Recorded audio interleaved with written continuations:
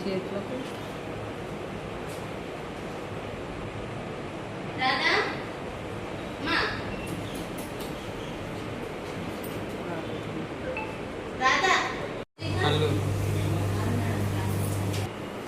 చల్లూరు మాది అక్కడ అది మా తాతని తీసుకోవాలంటే అక్కడ మన ఓడలేసి చెట్టు మీద వేయాలి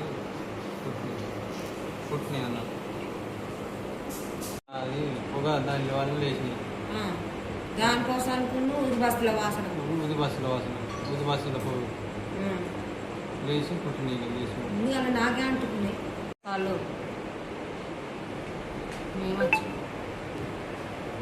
మేము మా మామని ఎత్తుకుపోయి అక్కడ కాకినాడ పెట్టినాం అయిపోయింది.